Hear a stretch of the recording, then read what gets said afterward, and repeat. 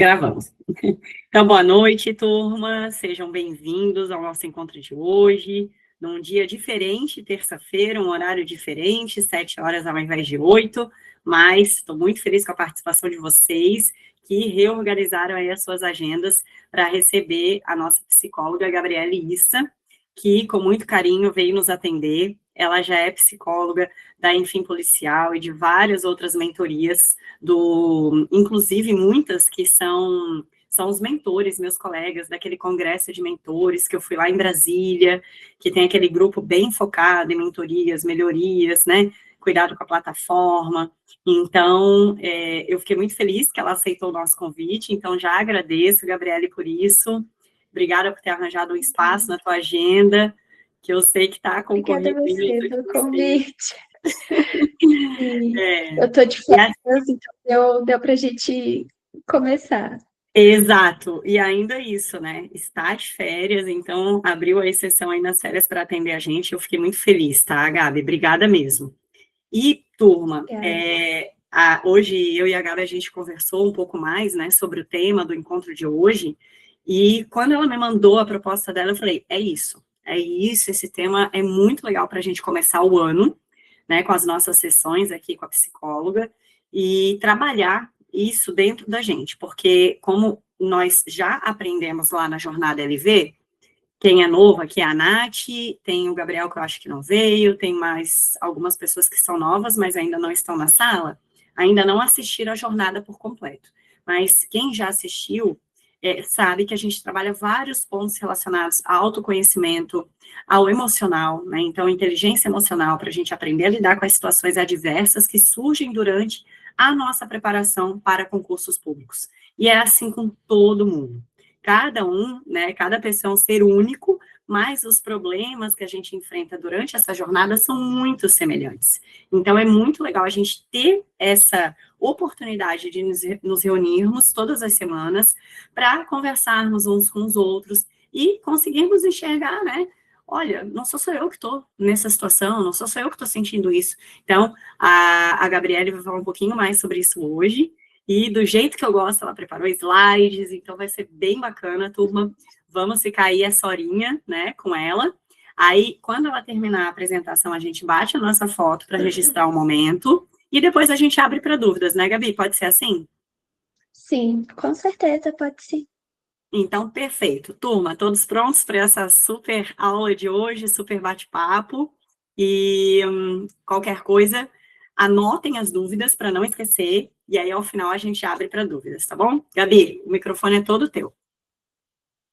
Muito obrigada. Boa noite, pessoal. Vocês estão me ouvindo bem? Estão me vendo? Quem tiver com a câmera aberta, é só fazer assim. Bom, enquanto eu estiver dando aula, né, conversando com vocês, se vocês quiserem usar o chat para a gente se comunicar, pode usar. Ao final da aula, eu deixo abrir o microfone e a gente vai conversando diretamente, tirando dúvidas e tudo mais. Combinado? Antes de começar a apresentação, eu acho importante me apresentar e falar um pouquinho sobre o que eu faço. Por quê? Eu sou uma psicóloga realmente especializada em concursos públicos. O que aconteceu comigo? Eu comecei a estudar para concurso em 2017, quando eu ainda estava na faculdade de psicologia, e aí a Giovana vai entender a crítica que todos nós, aquela questão que a gente ouvia na faculdade, que seremos todos pobres para o resto da vida, que fazer psicologia é um voto de miséria para sempre. Então, eu, né, vindo de uma família que era classe média baixa, não tinha muito dinheiro, fiz faculdade com fiéis.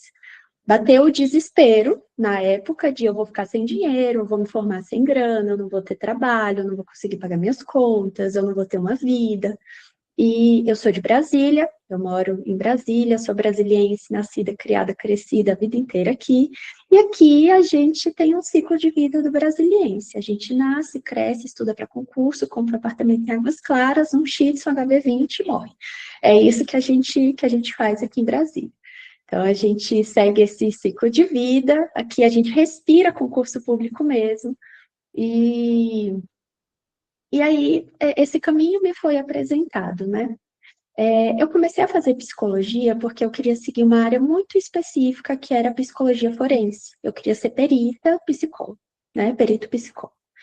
E aí, ao longo do tempo, eu descobri que são apenas alguns estados no Brasil que têm esse cargo, né, para psicólogo. Se eu não me engano, são só 5 estados. Só que como eu queria ser perito, que é da área policial, eu fui estudar para a carreira policial, né? Como não consegui aproveitar a perícia por causa da minha formação em psicologia, eu não poderia ser perito, né? Perito normal, perito criminal, eu aproveitei para continuar estudando para as carreiras policiais. Então, eu fiz um ciclo de provas de carreiras policiais, começando pelo bombeiro.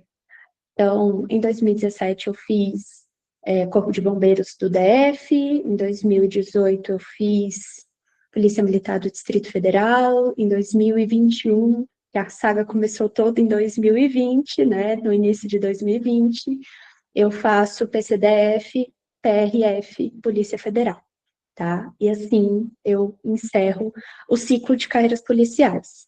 Então, de 2017 a 2021 foram basicamente 5 anos de estudo para concurso voltados para a carreira policial, com plus, né, da pandemia, que a gente passou 1 ano e meio sem saber o que fazer, enfim, naquele medo, assustados e tudo mais, né?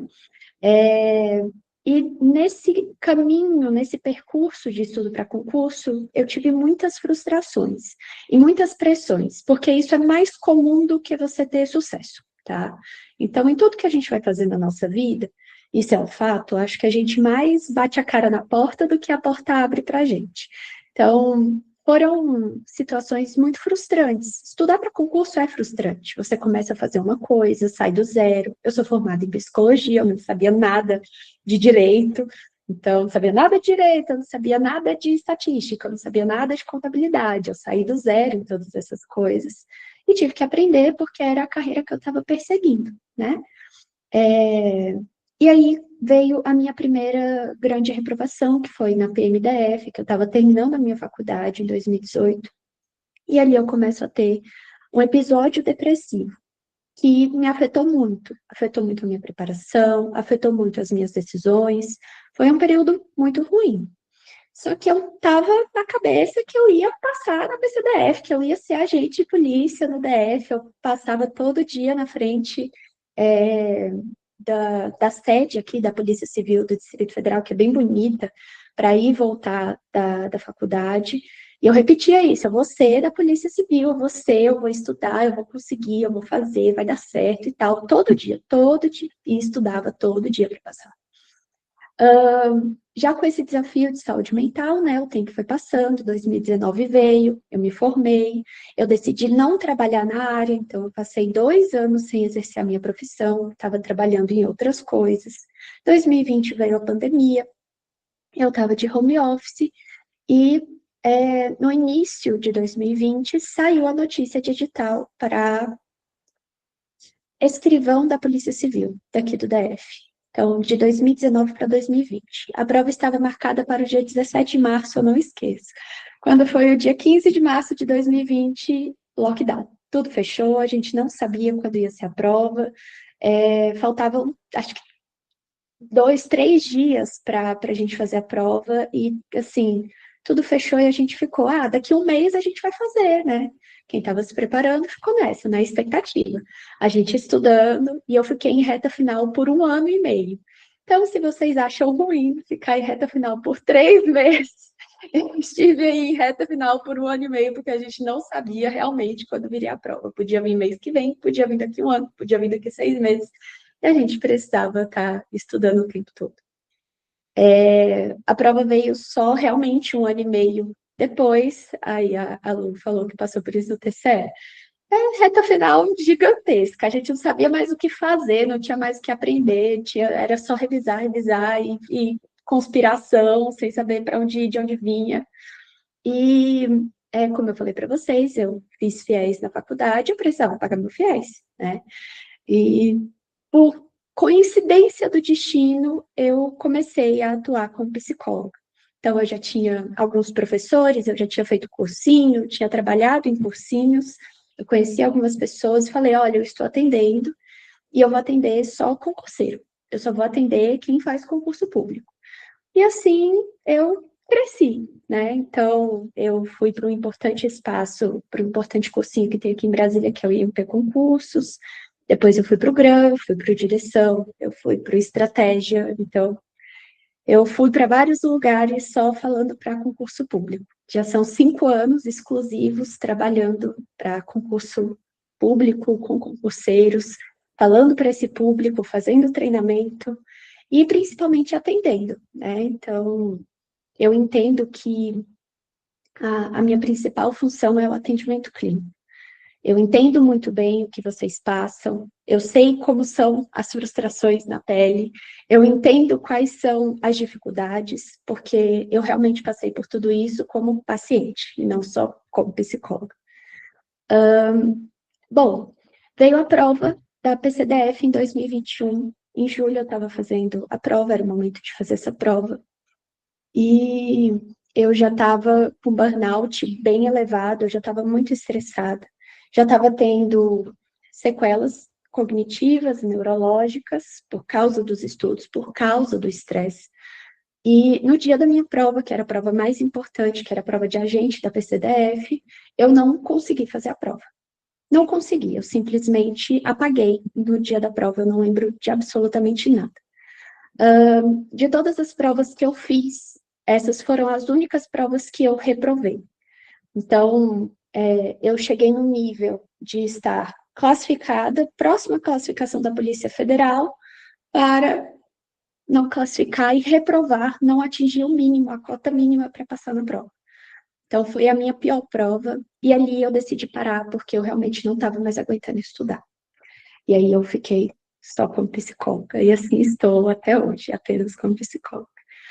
E isso deu um peso grande para a minha vida e para o meu trabalho, né? De não permitir ou tentar fazer com que, ou tentar auxiliar, eu acho que essa é a melhor palavra, com que outros concurseiros não passem pelo que eu passei, né? De levar essa palavra do, olha, existem limites, olha, tem um jeito que é seu de fazer as coisas, tem uma forma que é individual sua de seguir com a sua vida, e você precisa olhar para isso e entender quais são as suas dificuldades e quais vão ser as suas próprias ferramentas para enfrentar essas dificuldades. E fiz disso uma missão pessoal, né? É o meu trabalho hoje, continuo trabalhando com isso, acredito que por mais algum tempo estarei nessa, e sabendo agora desse contexto todo, eu espero adicionar um peso maior naquilo que vocês vão ouvir aqui, tá? Então, eu vou agora começar a apresentação. O slide e o que eu vou falar é sobre o medo de não ser aprovado, que eu acho que é o medo que a gente tem, né? A gente começa tendo medo de não passar. Então, eu vou pegar um TCE, eu vou pegar um TCU, eu vou pegar um concurso grande que tem, sei lá, milhares de candidatos, pessoas que são tão boas quanto eu, ou que são melhores do que eu, né? Que eu sei que muita gente fez assim, pessoas que são muito melhores do que eu, aquele super-homem, o concurseiro super-homem, estuda 12 horas, é feliz da vida, treina, acorda às 5 da manhã, bate palma para o sol, tem cachorro, sabe?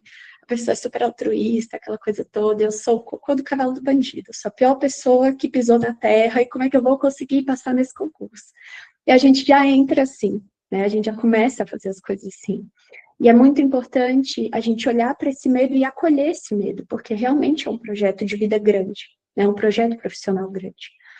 Então, essa questão de estudar para concurso, quando você está principalmente saindo de uma carreira X indo para outra. Por exemplo, eu sou psicóloga, se eu for para controle, né, se eu for me tornar auditora, esse caminho é uma transição profissional, uma transição de carreira. Isso é muito profundo, isso é muito intenso, tá? Então, a gente vai conversar um pouquinho sobre isso e principalmente sobre os aspectos psicológicos, combinado? Tá, vamos lá. Deixa eu apresentar aqui e tomar uma aguinha. Deixa eu ver se eu vou conseguir ver vocês aqui. Pronto, apareceu. Deixa eu ver aqui. Pronto. Estão conseguindo ver a tela? Está apresentando bonitinho. Tá apresentando. Legal. Então, vamos lá. O medo de não ser aprovado, galera. Aqui é uma apresentação breve. Luana, se você quiser disponibilizar depois esse slide, pode, não tem problema, tá? Eu sou psicóloga formada, com especialização em terapia cognitivo-comportamental e treinamento e desenvolvimento de pessoas. E eu tenho uma atuação focada no desempenho psicológico e comportamental de candidatos a provas de alta performance. Vestibulares de medicina, prova de residência, concurso público, eu trabalho com todo esse público, tá? Eu trabalho com concurso de coveiro a concurso de juiz federal. Eu já peguei uma pessoa que queria fazer concurso de prático, tá? Então, assim, eu estou em todos os lugares trabalhando com todo tipo de gente. E tudo que eu falar aqui, todo o meu embasamento vem da terapia cognitivo-comportamental. Então, eu trabalho muito com essa abordagem, é a minha abordagem de trabalho, e eu trago ela também para dentro de todas as minhas aulas, apresentações, tudo que eu vou fazer, eu estou fazendo com a TCC. Então, não são vozes da minha cabeça, eu tirei da psicologia. Vamos lá. Então, essa foi uma frase que eu escutei em um vídeo do YouTube desse cara que ele é um marqueteiro, tá? Ele nem é um psicólogo, nem nada. Ele falou que o medo do fracasso é o medo da vergonha que sentimos quando tentamos algo que não dá certo. E o medo de fracassar é o medo de não usufruirmos do tempo buscando algo com eficiência. Então, são coisas diferentes. Eu gostei muito dessa reflexão que ele trouxe, porque uma coisa é você sentir medo do fracasso, do pior que pode acontecer, e a outra é sentir medo do que você vai fazer, ou de qual vai ser o resultado da sua atitude, né? E eu vejo que esse medo de fracassar, de falhar, de não passar, ele está realmente muito relacionado a isso, a esse tempo que a gente passa buscando alguma coisa. É uma reclamação constante que eu recebo no consultório, em todos os lugares, né? Então, eu vou investir 2 anos da minha vida nisso, eu não sei se vai dar certo. E sim, a gente não sabe se vai dar certo. E muitas vezes não saber se vai dar certo, ou ter esse medo de fracassar, de falhar durante o processo, vai impedindo a gente de tentar, de continuar, de se reerguer, de fazer coisas diferentes, tá? Ok. Esse medo de não dar certo é uma resposta natural à incerteza e ao risco de fracasso e pode ser um obstáculo para o sucesso. Guardem isso, tá? Então, quando a gente tem medo de alguma coisa, o que a gente faz? Evita, né? Se eu tenho medo de cachorro, eu vou ficar no meio de um monte de cachorro? Não. Se eu tenho medo de gato, eu vou ficar no meio de um monte de gato? Não. Se eu tenho medo de que tudo dê errado, de que nada dê certo, eu vou fazer alguma coisa? Não, também não vou, né? Então é absolutamente normal sentir esse medo quando você tem uma coisa muito grande para realizar ou algo que você considera muito grande, né? E o medo é a emoção que regula a nossa expectativa de sofrer alguma injúria real. Então, eu tenho uma emoção que me permite tomar uma postura diante de algum perigo. Essa emoção é o medo.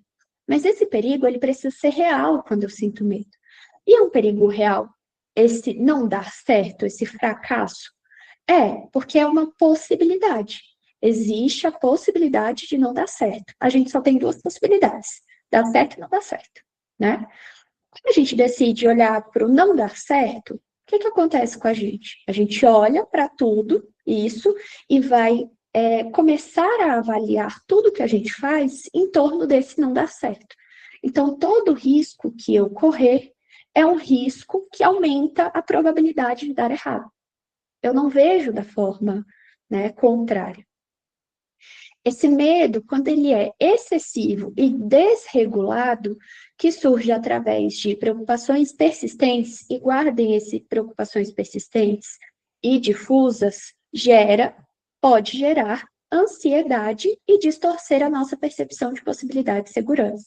Então, o medo e a ansiedade andam juntas. No cérebro, o medo e a ansiedade utilizam o mesmo mecanismo de regulação neurológica, tá? Então, é tudo igual. Só que, em definições técnicas, o que acontece? No medo, a gente tem um perigo real.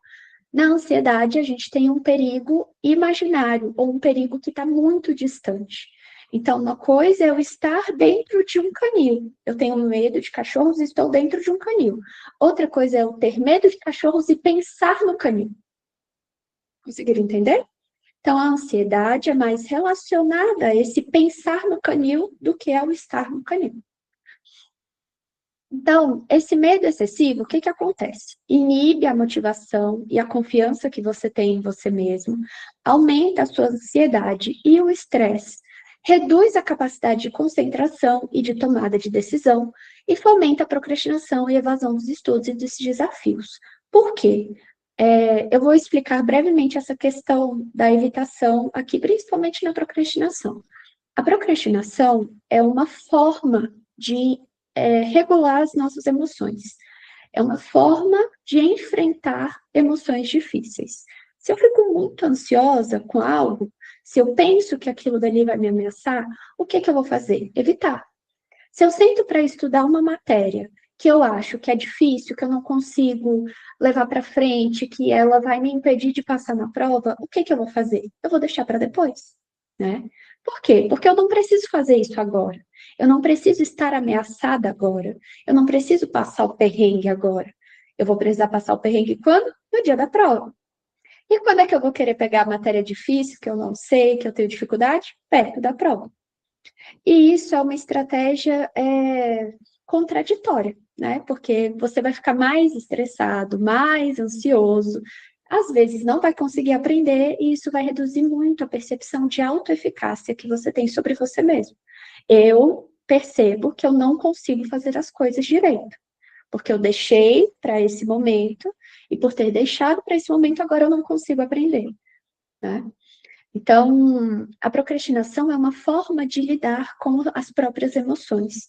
Às vezes a gente não tem, como eu posso dizer, repertório suficiente para enfrentar uma dificuldade emocional. Então, a gente evita, tá? Então, quanto mais confiança temos em nossas habilidades, mais alta é a nossa autoeficácia. Como eu estava falando antes. A teoria da autoeficácia é de um cara chamado Albert Bandura, que é um cara que eu curto muito. É um teórico que eu gosto demais. Ele é um grande teórico da psicologia da aprendizagem, tá? Existe a psicologia do ensino e da educação e a psicologia da aprendizagem.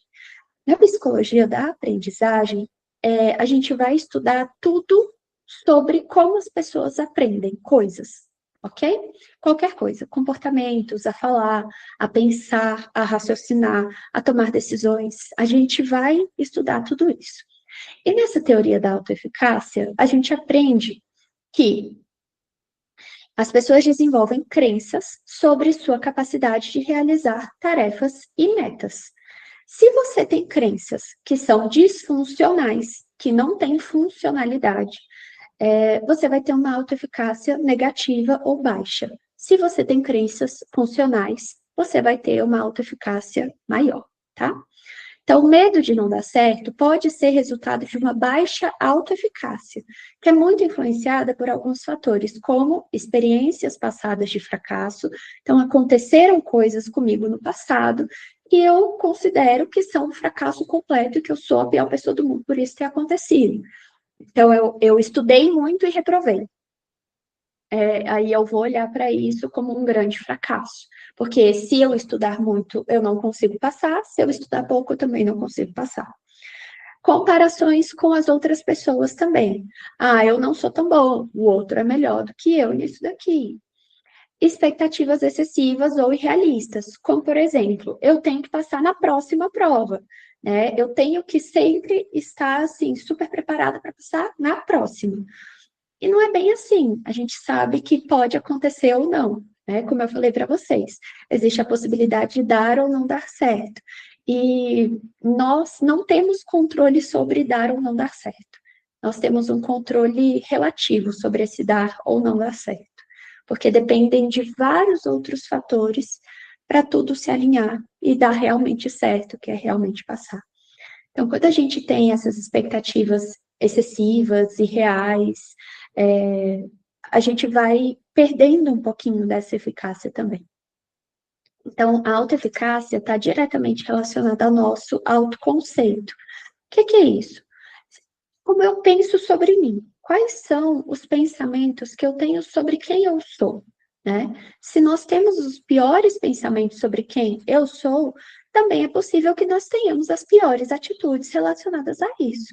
Então, uma pessoa que pensa que é boa em algo, que dá conta de fazer as coisas, e que ela realmente acredita nisso, né? Porque uma coisa é você passar pela sua cabeça agora, nossa, eu sou muito boa nisso daqui, e você nunca validar que é muito bom nisso, você não acredita nisso, você acha naquele momento que realmente é muito bom aquilo ali.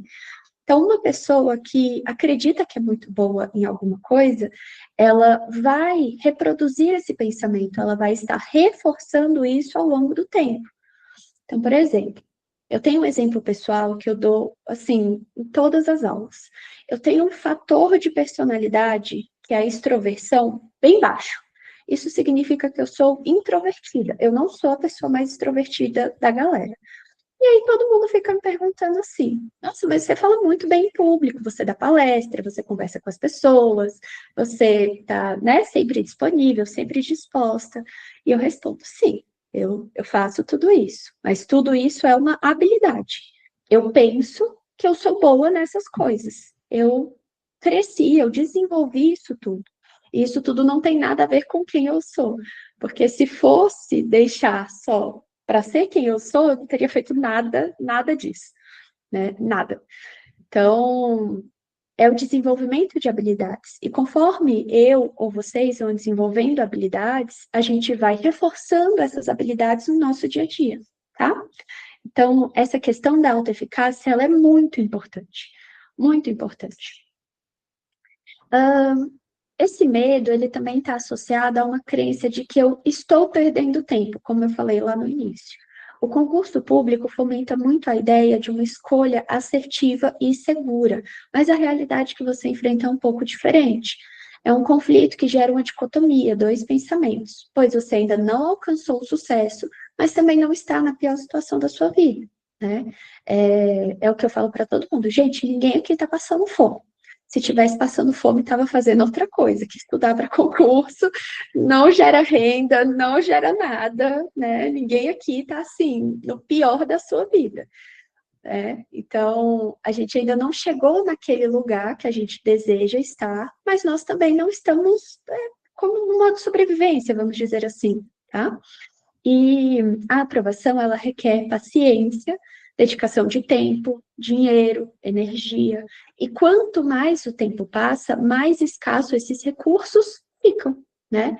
A gente vai perdendo paciência, a gente vai querendo reduzir o tempo, a gente vai perdendo, né, dinheiro, vai deixando de querer investir muito dinheiro naquilo ali, vai perdendo a vontade de fazer, aquela motivação, né? E com essa escassez de recursos, sempre parece que a próxima chance é a última. Então, eu tenho que passar no próximo, porque já passou tanto tempo, eu já gastei tanto dinheiro, eu já não tenho mais paciência, eu já estou de saco cheio de ficar aqui dentro desse quarto estudando e fazendo tudo isso. E aí a avaliação sobre o tempo fica cada vez mais distorcida. Você vai tendo uma geração de pressão irreal e vai se afastando da realidade das possibilidades existentes na sua preparação. Então, quanto mais eu entro nesse modo sobrevivência, vamos colocar assim, pior fica. Eu vou distorcendo a possibilidade. Então, eu vou pensando que, eu não tenho mais tempo. Por exemplo, uma coisa que eu escuto muito eu já vou fazer 30 anos e ainda não alcancei o meu sucesso profissional. Sim, não acaba nos 30. Depois dos 30 ainda tem 31, 32, 3, 4, 5, 40 e entra nos 90, ainda tem muita coisa para fazer da vida. Eu entendo a pressão que a gente coloca na gente para fazer as coisas em uma determinada idade ou em determinado tempo. Eu realmente entendo e acolho isso. Mas é algo que, se a gente associa muito a nossa realização pessoal e profissional a esses marcos, a gente também vai gerando frustrações muito grandes que às vezes não conseguimos gerenciar, tá? E aí isso vai virando um humor. Você vai ficando com o humor mais rebaixado, mais deprimido, ou ficando cada vez mais ansioso ou ansiosa, não é legal. E qual é a consequência disso tudo? Você começa a ter muitos resultados negativos em sequência, porque o seu raciocínio está enviesado e tende a querer corrigir situações que são pontuais e não erros cruciais para a sua aprovação. Então, hoje eu estou aqui estudando e aí eu tenho que focar muito nessa matéria, nesse assunto muito específico, porque é ele que vai me salvar na próxima prova. E às vezes não é isso. Às vezes é voltar para princípios daquilo que você está estudando, às vezes é trabalhar uma questão emocional, uma questão comportamental, algum tipo de evitação que você está tendo, uma dificuldade de memória, uma dificuldade atencional que você possui quando está fazendo a prova, quando está naquele tipo de questão, naquele tipo de matéria, tá? Ou até mesmo revisar essa percepção sobre o que você está fazendo e como o tempo está funcionando, né? Bom, outra crença também que acontece muito é a crença de que eu não sou capaz ou que os outros são melhores do que eu. Na TCC, na terapia cognitivo-comportamental, a gente divide os tipos de crenças, tá? Então, nós vamos ter pensamentos automáticos, que são pensamentos que passam pela nossa cabeça o tempo todo e estão relacionados a algumas circunstâncias. Então, por exemplo, agora eu estou aqui, eu vou dar um exemplo pessoal para vocês entenderem do que é um exemplo, do que é um pensamento automático. Agora eu estou aqui e eu vou fazer uma reforma na minha casa. E o que eu fiz? Por isso que vocês não estão vendo nada aqui atrás. Normalmente tem os livros estão aqui e tal. E aí eu pintei a parede aqui na frente com 3 cores de tinta. E aí eu tô aqui dando aula para vocês olhando para as cores de tinta. Aí eu volto para cá e olho para as cores de tinta. E tô pensando, nossa, aquela tinta do meio é feia, eu não gostei. E aí eu volto para cá. Isso é um pensamento. Eu tô falando e o pensamento tá ali na minha cabeça. Eu estou me comunicando e esse pensamento tá passando. Ou eu tô em silêncio, o pensamento tá aqui passando, né? Isso é um pensamento automático. E nós vamos ter 2 tipos de crenças, que são um pouco mais profundas. Então, entendam as crenças como algo que a gente tem, a gente se agarra mais, a gente acredita mais do que só um pensamento que passou, tá? Então, nós vamos ter as crenças intermediárias, e elas têm esse nome porque elas amparam crenças que a gente chama de crenças nucleares. As intermediárias são regras, basicamente assim. Eu não poderia, eu não posso, eu tenho que, eu não, eu posso, ou eu poderia, ou eu não tenho que, são regras e pressupostos. Como vai ser um pressuposto? Se eu fizer tal coisa, então eu vou ter tal resultado. Se eu for tal pessoa, então as pessoas vão olhar para mim dessa forma. Ou o tal dos e se's que fica na cabeça de vocês, e eu sei o tempo todo. E se não der certo? E se eu não passar? E se a prova vier assim? E se for não sei o quê? Isso são crenças intermediárias. Porque às vezes a gente acredita nisso e vai amparando isso, sobre quem nós somos, principalmente. Dentro das crenças nucleares, a gente tem pensamentos desse estilo aqui. Eu não sou capaz. Então, vai ser sempre um eu sou, ou um eu não sou. São crenças mais relacionadas ao que você pensa sobre você mesmo, ao seu autoconceito, vamos dizer assim. E não só ao seu autoconceito, ao que os outros são e ao que o futuro é, ou o mundo é. Né? Então, eu não sou capaz. Isso é uma crença que eu tenho sobre mim. Uma que eu escuto muito é eu sou burra. Eu sou burra, eu não dou conta de fazer as coisas, eu não sou inteligente, as coisas para mim são mais difíceis. Então, esses são pensamentos, são crenças que ficam mais enraizadas, tá? E aqui eu gosto de dar o exemplo do Divertidamente 2. Quem aqui assistiu esse filme lindo que eu amo de paixão? Ok, todos nós assistimos Divertidamente. Se não assistiu, tem que assistir. A Bianca fazendo assim. Não assisti. Ó, vocês vão. Oi? Só viu um, o 2 não. Ok. Tá, tudo bem, eu deixo passar dessa vez, tá tudo bem. O 2 é muito importante para você entender o que eu vou falar aqui agora. Nas cenas finais de Divertidamente, eu vou dar um spoiler. Nas cenas finais de Divertidamente 2, o que acontece? A Riley, né? Tá ali tendo uma crise de ansiedade. E dentro da cabeça dela, as emoções, elas estão brigando ali pelo senso de si, que é um negocinho que estava enrijecendo. Eu não sei se vocês lembram disso. Era uma bolinha que tinha vários círculos assim, e aquilo dali estava ficando rígido. Em um determinado momento, se eu não me engano, a alegria vai e toma aquele senso de si e quebra ele do lugar que ele está. A partir do momento que aquilo se quebra, um outro senso de si vai sendo formado com novas frases. Coisas como: eu sou boa, eu sou má, eu consigo, eu não consigo. Essas são as crenças nucleares, são crenças que a gente carrega com a gente. E todas essas crenças, elas são amparadas por experiências que a gente tem na nossa vida, tá? Então, a gente tem crenças que são funcionais e crenças que são disfuncionais.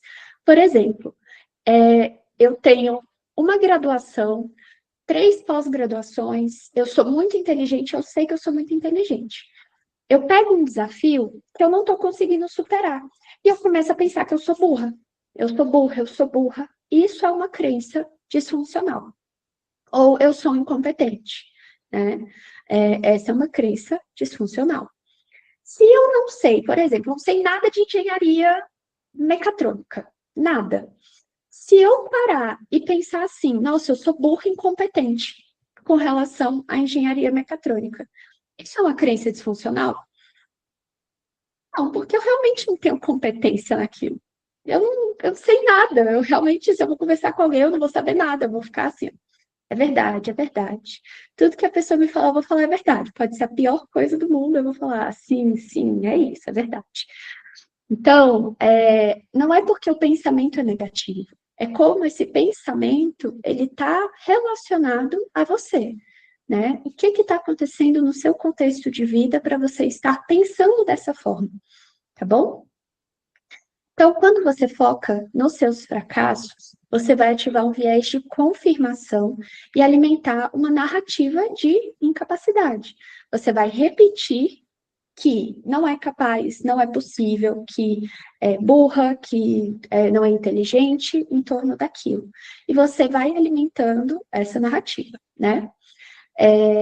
Você enxerga apenas as provas que foram ruins, ignora os pequenos avanços, confirma a sua narrativa de incapacidade. Então, eu vou lembrar só das provas que eu reprovei, eu vou lembrar só das provas que eu fui muito mal, tá?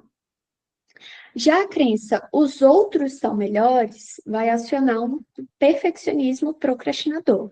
Porque você vai adiar em busca do impecável, reduzir o feedback de comportamento, que é muito importante, e confirmar a sua falta de aptidão. Então, guardem o super-homem concurseiro que eu falei para vocês aqui no início, porque eu sei que vocês têm o super-homem concurseiro de vocês, aquela ideia de pessoa impecável que tem a rotina X, Y, Z, e geralmente essa pessoa está postando alguma coisa no Instagram.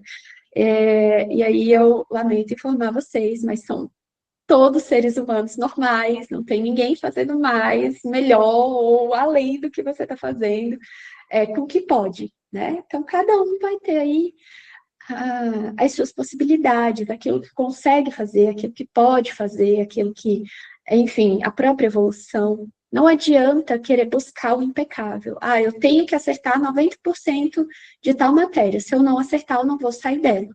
Não adianta, a gente tem que ir para frente, né, quando está estudando. Então, vai surgir um ciclo de esforço, exaustão, culpa. Você vai estudar para provar um valor e não para aprender, tá? Então, eu vou me esforçar além do que eu consigo, além do que eu posso, eu fico exausta, não consigo fazer o que eu preciso e me sinto culpada. Que foi o que aconteceu comigo quando eu reprovei na minha última prova, que era a prova da minha vida, a prova dos meus sonhos, estava dando tudo certo, tá? Então, foi um esforço além do que eu conseguia fazer. Então, lembrando que eu não só estudava, eu trabalhava, que eram os atendimentos, eu fazia atendimento todos os dias, eu dava palestra, eu saía para trabalhar fora, eu dava aula, tinha minha vida social, tinha as minhas decepções amorosas, pessoais, treinava para um TAF que eu estava fazendo carreira policial, então era uma rotina exaustiva por si só, tá? E sempre vai ser. Eu podia estar fazendo metade dessas coisas. Sempre vai ser exaustivo, tá? Então, para quebrar esse padrão, é importante ultrapassar os desconfortos emocionais, mapear algumas crenças, registrar as microvitórias, transformar erros em dados, isso daqui é muito importante, pois o progresso mensurável refuta a ideia de incapacidade. Então, quanto eu erro, como eu erro, o que que acontece quando eu estou errando? Ao invés de só, errei, é por que que eu errei? Eu errei porque eu estou desatenta, eu errei porque eu não sei, eu errei aquele dia que aquela prova não deu certo, que eu estava me sentindo preparada, o que que foi que aconteceu? Será que eu tive uma discussão no dia anterior? Será que eu estava muito estressada da semana?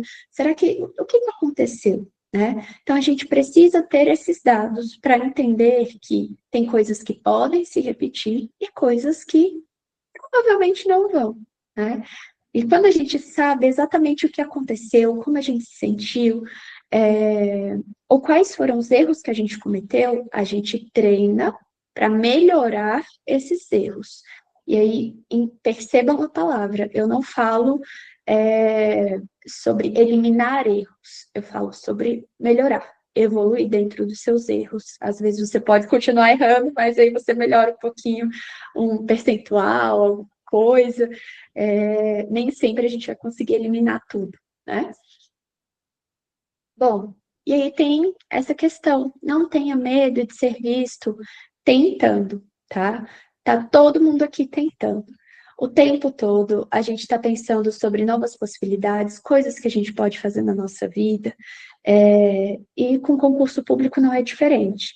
Às vezes a gente está nessa jornada pensando assim, poxa, a vida de todo mundo está andando e a minha está parada. As pessoas estão fazendo tal coisa e eu não estou fazendo nada. As pessoas estão casando, estão viajando, as pessoas estão, sei lá, mais com os pais, estão saindo mais com os amigos, e eu tenho que estar aqui nessa vida de concurseiro, porque isso, porque aquilo. E muitas vezes essa vergonha existe, essa vergonha de, poxa, mas eu ainda sou concurseira, eu ainda estou estudando para concurso, eu nunca consegui nada. Não, é assim, é inacreditável a quantidade de pessoas que eu recebo em clínica que falam assim, eu nunca passei em concurso, já foram aprovadas em tipo 5, 6, 7 certames, mas ficaram em um, já passaram por todas as etapas, mas ficaram numa vaga mais baixa, ou foram reprovadas em uma etapa, ou estão esperando ainda para serem chamados. Então, essa invalidação do que a gente pode fazer, do que a gente está fazendo, isso é muito injusto, né? É uma cobrança injusta que a gente tem com a gente. Então, aqui, as expectativas são altas, mas elas também normalmente são irreais, né? As pessoas que podem estar te cobrando resultados, ou até os seus pensamentos de autocobrança, não estão normalmente inseridos na realidade, né? Ninguém irá reproduzir algo perfeitamente. Passar em concurso não tem fórmula. Se tivesse fórmula, eu ia pagar 30 milhões de reais para ir atrás dessa fórmula e falar, não, é assim, assim, assim, você tem que fazer assim, vai dar certo. Se fosse assim, estava todo mundo passando. Não é, né? Não é perfeito. A gente vai chegar lá por caminhos diversos. O certo, o que é estável, o que a gente tem que fazer é estudar. Então, assim, não tem como passar sem estudar. A gente vai ter que aprender alguma coisa, nem que seja da vida. Né? Eu lembro disso aqui na minha vida, na minha profissão, e eu estou aqui aplicando prova. A individualidade, ela conta muito para os resultados que você pode apresentar, tá? Então, algumas pessoas terão mais habilidades, outras pessoas terão menos habilidades. Algumas pessoas terão mais predisposições e outras não terão essas predisposições.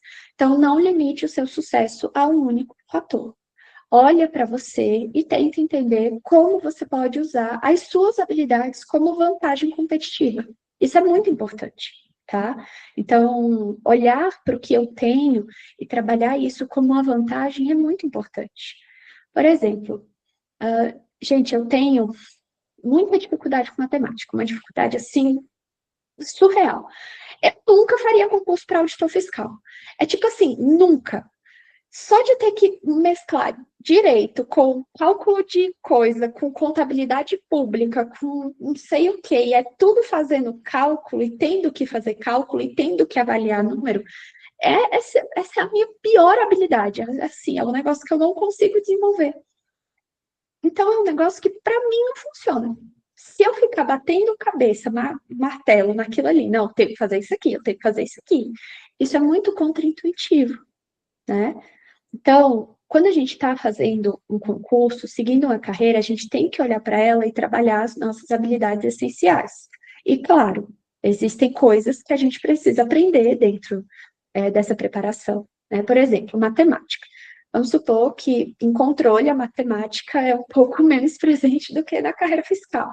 Então, aqui ainda tem que trabalhar, né? Ainda tem que fazer alguma coisa de matemática. Talvez seria mais suportável para mim fazer isso do que fazer uma outra coisa.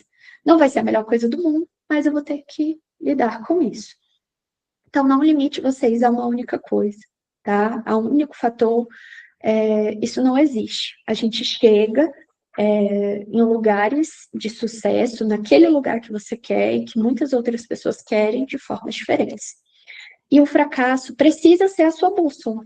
Se você pessoaliza os seus fracassos, essa bússola sempre vai te levar ao mesmo lugar. O que é pessoalizar fracasso? É ao invés de você parar e pensar assim, eu fracassei nisso, eu fiz uma coisa errada. É pensar, eu sou um fracasso. Eu sou um fracasso porque eu não faço as coisas corretamente. Eu sou um fracasso, eu não dou conta de fazer coisas, eu erro em tudo que eu me proponho a fazer, ou eu sempre erro nisso daqui que eu me proponho a fazer. Isso sou eu personalizando coisas que me aconteceram, né? Então, se você admite que esses fracassos são sinais de correção, então eu fiz algo de errado, né? Eu vou conquistar novos resultados. Se isso daqui eu fiz errado e não me trouxe um resultado positivo, então eu vou ter que fazer uma coisa diferente. Qual vai ser essa coisa diferente? Não sabemos. Você vai precisar descobrir, né? Às vezes, uma pequena mudança te leva a resultados extraordinários. Bom, então, essa é uma frase que eu gosto muito. Ela é acreditada ao Frankl, ao Viktor Frankl. Se vocês nunca leram o livro dele, por favor, leiam. Eu acho que o nome do livro é Em Busca da Liberdade. Eu acho que o nome do livro é esse. Ele é o criador da logoterapia e é bem interessante a ideia que ele traz sobre resiliência, né? Porque ele era um psiquiatra alemão, eu acho, ou alemão? Ou vienense. Ele esteve na Segunda Guerra Mundial, ele foi para campos de concentração e a esperança dele era reencontrar a família. Depois de 5 anos, ele sai e, e percebe que, entende, né, que a família dele faleceu, que as pessoas foram mortas e não restou nada dele. E ele estava ali suportando tudo num campo de concentração porque ele tinha um porquê muito forte, o motivo dele era forte, tá? Então é importante encontrar um propósito. Um propósito de vida? Não, um propósito. Um porquê. Por que que eu faço isso? Né? Por que que eu faço isso? Não por que que eu estudo para concurso. Por que que eu levanto para sentar no meu computador, para fazer um monte de questão, para ler um monte de PDF, para ficar frustrada, para fazer uma prova, para tentar passar em um concurso? Por que que eu faço tudo isso? Por que que eu levanto de manhã para fazer isso?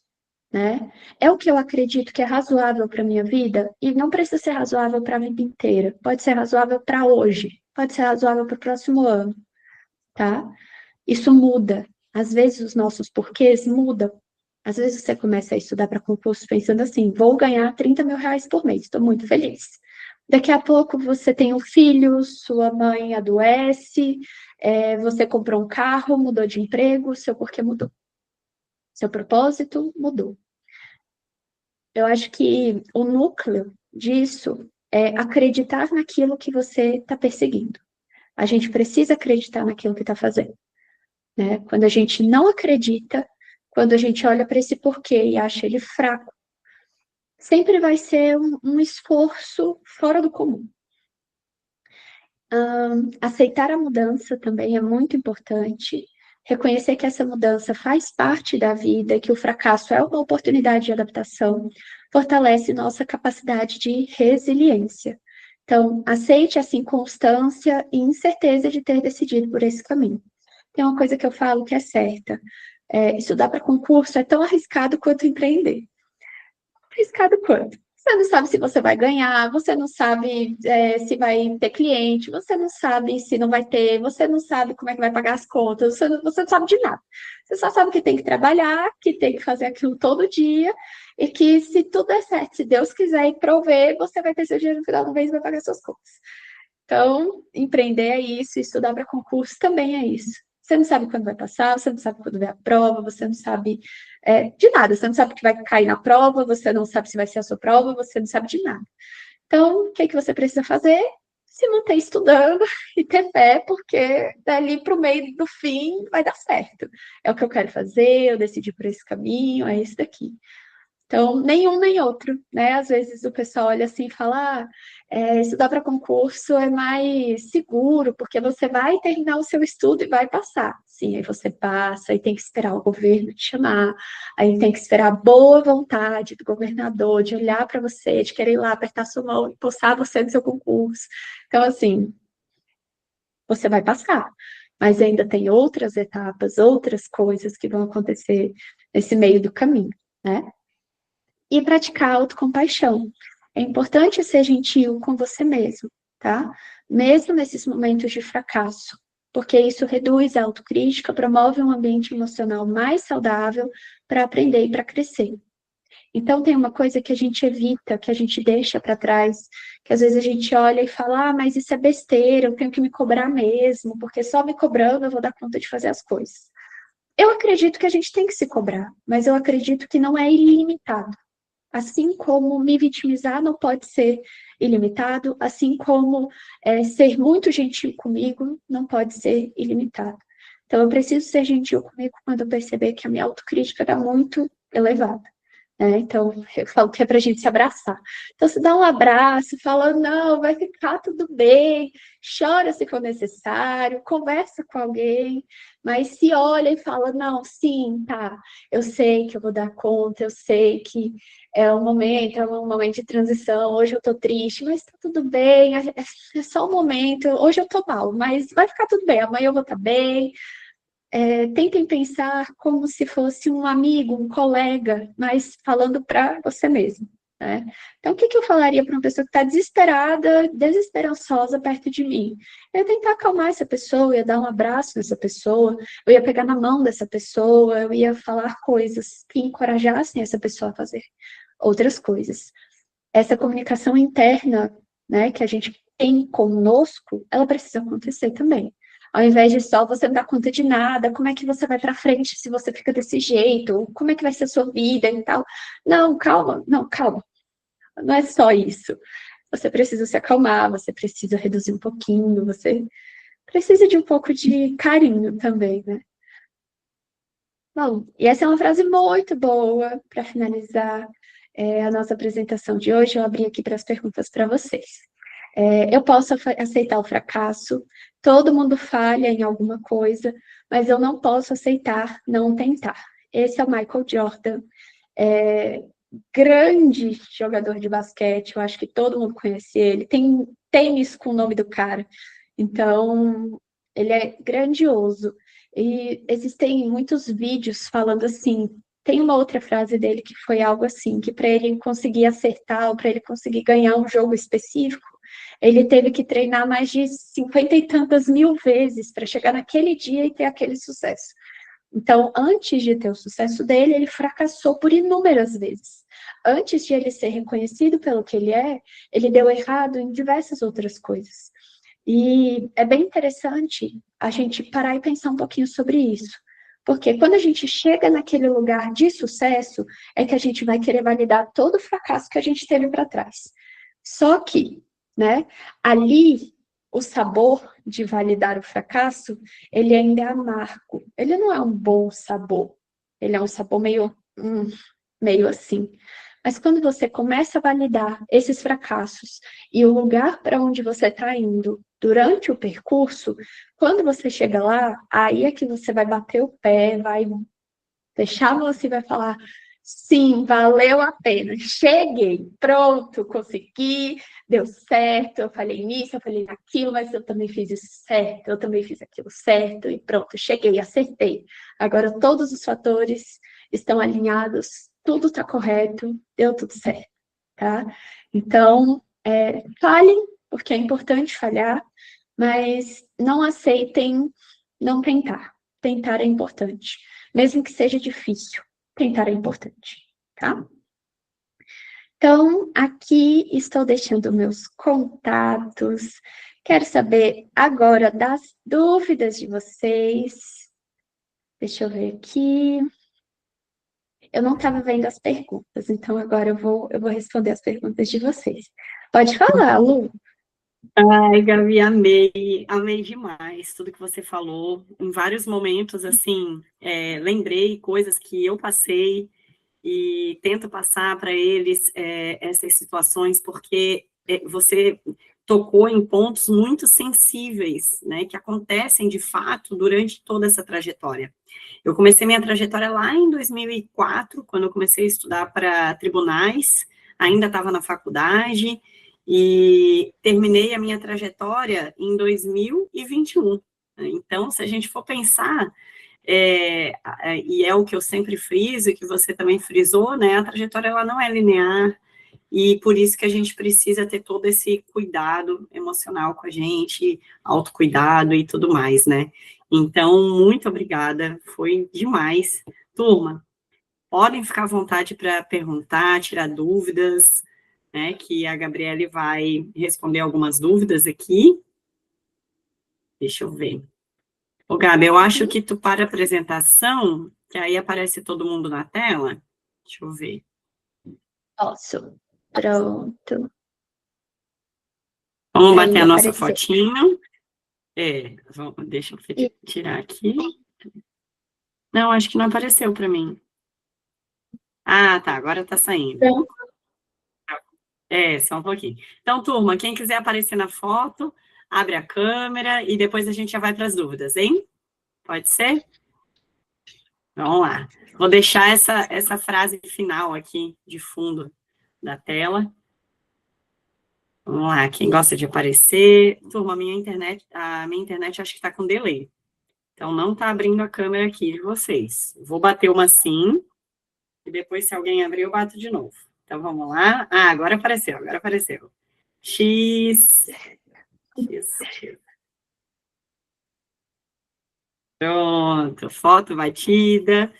Agora fiquem à vontade, façam suas perguntas. Fiquem à vontade para tirar as dúvidas. Deixa eu responder a Júlia. Ela falou que é ruim porque na hora procrastinamos por regulação emocional, mas não é um descanso de qualidade, porque internamente estamos pensando que deveríamos estar fazendo nossos estudos. Exatamente. Então, essa regulação emocional, ela não é uma regulação, eu vou falar válida, é válida, mas ela não é qualitativa, como você trouxe. Por quê? É a mesma coisa de, não sei, sabe quando você vê que uma pessoa está deprimida e você fala para ela assim, levanta, se anima, sabe? Não funciona. Não, isso não funciona. Então, quando você procrastina, você está tentando lidar com algo que está te incomodando. Normalmente é uma angústia. Normalmente é uma sensação de que as coisas estão erradas, de que não está dando certo, e aí você deixa aquilo dali para depois, não tenta, não passa pela possibilidade de falhar ou de fracassar, né? Então é importante que a gente se dê essa oportunidade. Tem uma técnica na verdade, é mais uma sugestão do que uma técnica.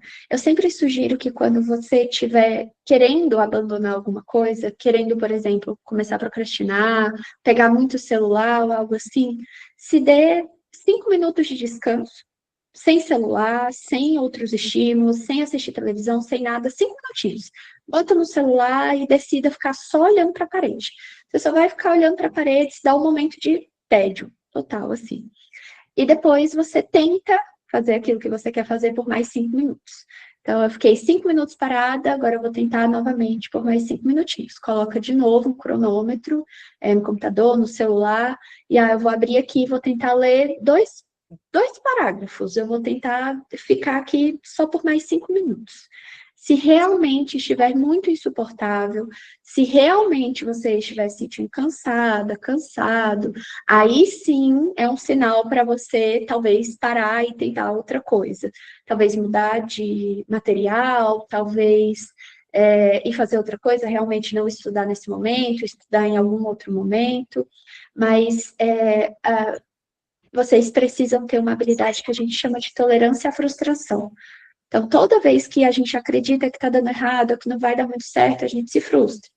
E aí, nessa frustração, a gente vai abandonando e se tornando intolerante à frustração. Quanto mais a gente tenta, a gente tolera também essas frustrações, tá bom?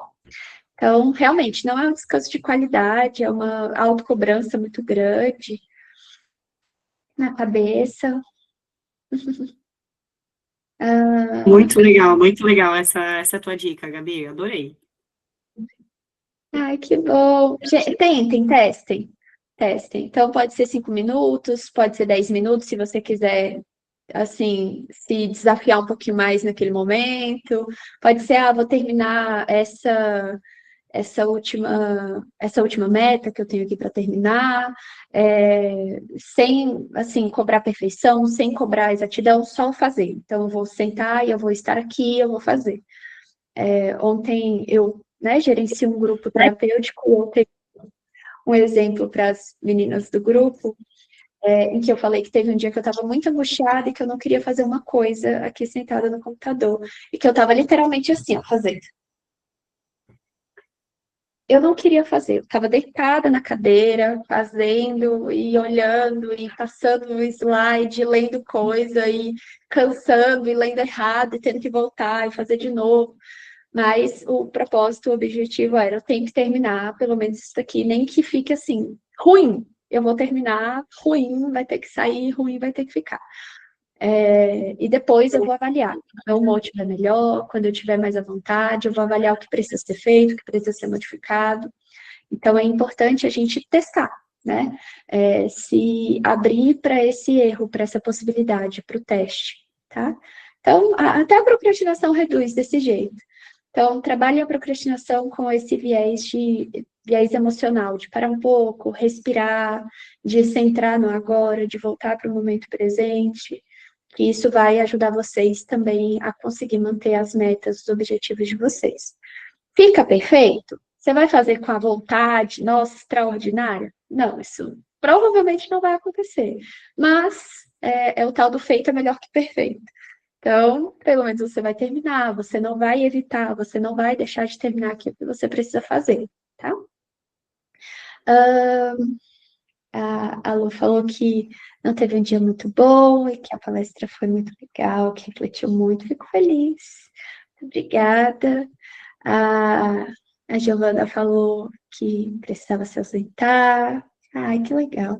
Mais alguma dúvida? Alguma dúvida, Lu, de algo que a gente conversou? Eu amei toda a palestra, Gabi, eu pensei assim, nossa, como é importante a gente ter esses momentos, né, com uma profissional, porque por mais que eu tenha estudado vários assuntos, por mais que eu tenha também tido toda essa experiência, né, em concursos públicos, sendo aluna, sendo concurseira, e agora faz 7 anos que eu trabalho com concurso público, né, mas ouvir de um profissional é diferente, né, a forma de abordar é diferente, a forma como você fez a gente refletir sobre esses temas é diferente. Então, a gente trabalha alguns temas na jornada LV, faço alguns exercícios com eles, né, de autoconhecimento, de forma a gente compreender e se tratar de uma forma amorosa também, mas não negligente, né, porque é um projeto grande, e como todo projeto grande, a gente precisa se dedicar, né, nada vem de graça, como você falou, a nossa única certeza é que a gente tem que estudar. Só que como que a gente vai ter forças para estudar? Esse é o X da questão, né? é a gente conseguir ter força para estudar, ter ânimo, mesmo nos dias ruins, mesmo nos dias que você teve um dia ruim no trabalho, ou um dia ruim com a família, como a Lu falou, né, teve um dia difícil, ela expôs para mim no WhatsApp, a gente conversou, então, não é fácil, todo mundo, cada um aqui tem seus desafios pessoais, uns desafios mais complexos relacionados à família, que é uma parte que toca mais a gente, outros relacionados ao trabalho, que também é outra área super importante da vida, tem problemas de saúde, então cada um aqui tem a sua barra, né, para carregar. Eu acho que o fundamental é a gente entender realmente o porquê que a gente está nessa jornada, que você trouxe também, né, a gente reflete sobre isso, e o nosso porquê tem que ser muito forte. Como você falou, se a gente estivesse bem, não precisaria estar estudando para concurso, eu estaria bem satisfeito, para que eu vou querer ficar estudando, né, ao invés de estar em momentos de lazer, ao invés de estar com os meus amigos, família, ou descansando, sem fazer nada, para que eu vou estar aqui estudando? Então, foi por alguma razão que eu entrei nessa jornada. Então, se eu entrei, eu tenho que entender por que eu entrei, para eu conseguir seguir firme até o final, né? Exatamente. Legal. Isso é muito, muito, muito importante. E a questão também de, às vezes, o porquê mudar, né? Às vezes, são insatisfações. Nós somos seres naturalmente insatisfeitos. Então, quando a gente atinge alguma satisfação, a gente vai buscar insatisfações em outros lugares. É o trabalho do caos no ser humano. Então, existe isso mesmo, a gente vai estar sempre em busca de algo, e é importante tentar inscrever sentido nesse algo e se perceber nesse algo como alguém valioso. Eu acho que às vezes a gente se objetifica demais, né? De, ai, não tenho valor, deixa para depois, eu não vou olhar para isso daqui agora, eu não vou olhar para as minhas emoções, eu não vou olhar para as minhas dores, eu tenho só que fazer, eu tenho só que fazer. Não, eu sou uma pessoa valiosa, eu sou uma pessoa, eu ainda tenho meu valor e eu preciso olhar para isso como realmente algo valioso. E se valorizar, né? A tal da autoestima, gente. Isso é muito importante. Então, ter essa autoestima, olhar para a gente com esse carinho, facilita a jornada, né? Um pouco, assim, já é muito difícil. Então, para que inserir mais dificuldades? Então, deixa as dificuldades próprias do estudo serem as dificuldades do estudo. Não vamos acrescentar mais pedras nesse caminho, mais pedras na nossa própria mochila que a gente vai carregar. Então, isso é muito, muito importante. Deixa ser difícil o que é difícil e vamos facilitar o que consegue facilitar. É desse jeito. Sim, perfeito, Gabi. Então, turma, mais alguém tem alguma dúvida? Pergunta final, como eu sempre faço com eles, Gabi, dou-lhe uma, dou-lhe duas, dou-lhe três. E também, né, turma, a gente quer tornar esses encontros mais frequentes. A gente fez uma pausa aí no final do ano, mas nesse ano a gente pretende, né, Gabriele, fazer esses encontros com mais frequência, mensais, para que vocês possam estar sempre em contato com uma profissional que é dedicada à área, que está, como a Gabriele brilhantemente expôs no início, Gabriele, está diariamente em contato com esse público. Eu acho que isso é muito importante, porque às vezes ninguém vai nos entender, só quem está passando pelo processo ou quem já passou pelo processo. Então é importante a gente ter esse ponto de apoio aqui, né? Muito obrigada pela tua atenção, pela tua aula. Eu amei, eu acredito que o pessoal amou Obrigada pelo também. espaço. Foi muito bom. E, turma, depois coloquem lá nos grupos o que vocês acharam, né? Para a Gabriela, ela ver aqui, ela se dispôs a estar aqui com a gente. Aí a gente posta no Instagram, né, Gabriele? Já faz propaganda também. Uma mão lava a Sim, outra com e a certeza. gente segue juntos aí nessa jornada. Ótimo, claro. Já vi aqui alguns feedbacks, fiquei muito feliz. Que bom que vocês gostaram. Obrigada, Luana, pelo espaço. É sempre muito gratificante e importante para mim estar aqui. Então, contem comigo. Estarei aqui, espero que sim, com mais frequência. A gente vai organizar as agendas, vai dar certo, gente. Minhas agendas são assim, meu Deus do céu, caóticas, mas vai dar certo, eu vou conseguir ter um momento também para estar aqui com vocês um pouquinho. Bacana, Gabi. Então, turma, muito obrigada pela atenção de vocês. Obrigada aí por aceitarem mudar a data, né? Então, a gente sabe que a gente tem o nosso encontro toda segunda, mas eu acredito que tenha valido muito a pena. E, e muito do Kit Brasília também, Lenine. É bem isso mesmo. E a gente vai fazer um cronograma, né? Vamos se acertar aqui, eu e a Gabriele, vamos passar para vocês, e intercalando com os nossos encontros mais técnicos, encontros motivacionais, tá bom? Então, muito obrigada, uma boa noite a todos. Vou parar a gravação, e aí depois a gente Boa disponibiliza nos noite, grupos. obrigada. Boa noite, beijos. Ótimo. Beijo, até mais, gente.